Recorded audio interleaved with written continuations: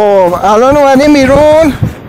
اینجا تقریبا طوفانه، تقریبا یه خورده هوا سرده و فیلم بردار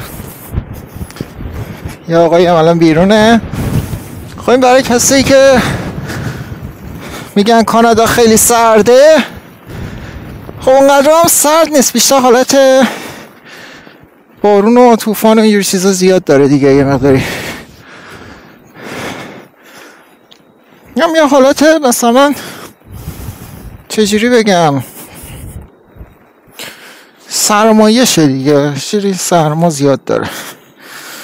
خب یه ذره این که بتونیم از خودمون تصویر بگیریم. امیدوارم این شیلنگ این یارو تصویر نیفته که میفته 100%.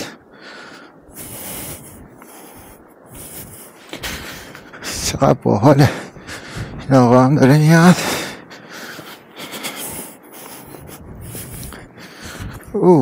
چه سرماییه، چه برفی.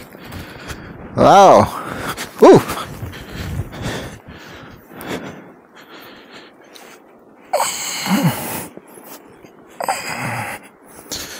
بگذارید همگان را بنمایند همه. خب هوا بسیار سرده و ما اومدیم بیرون.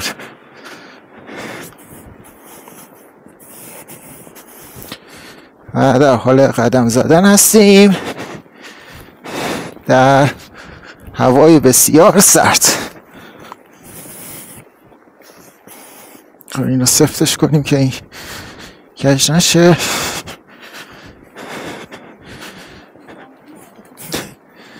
عجب هواییه. به به. یخبندان واقعی. یخبندان واقعی را به چشم خود ببینید چقدر سرد است هوا. اینا در مورد اسکل این که اومده بیرون تو این سرما داره راه میره.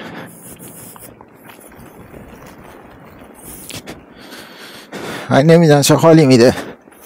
بچه 2 دقیقه پیش اینجا هیچ خبری نبود، همه جا خشک بود.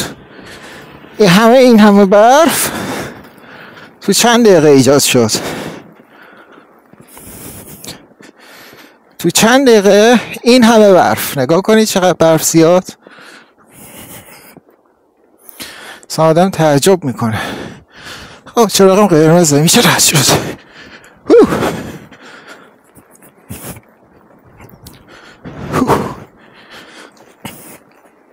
پیاده رو هم دیگه معلوم نیست کلا. چقدر باحال شده اینجا.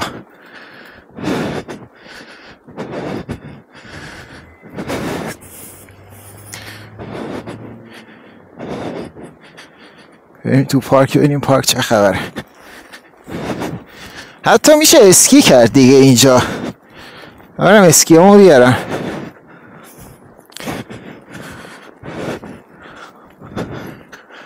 به به، برف رو ببینی چه برف باحالی. بهترین برف دنیا.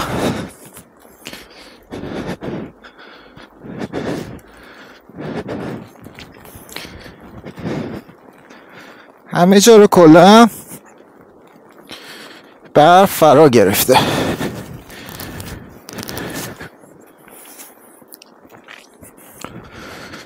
و حالت طوفان هم شده اینجا الان.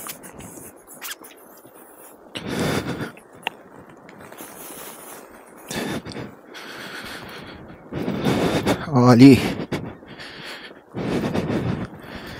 چه باحاله.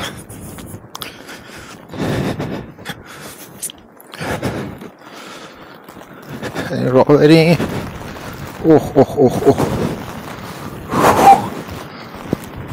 واقعا خیلیش بچه میخوره آدم میسوزونه، مثل این که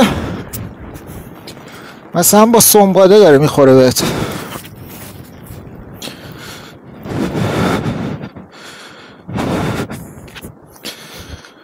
خب اینجا ببینیم چه خبره. اینجا هم خالیه.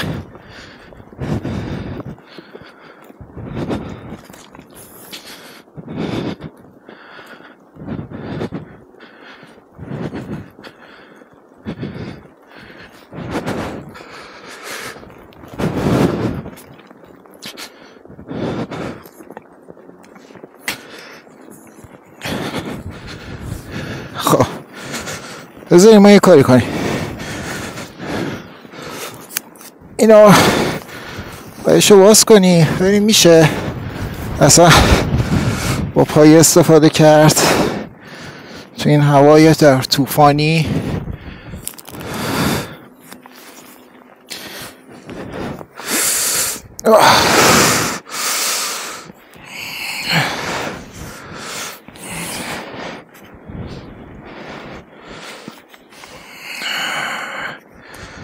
خب بذاریم این که میشه.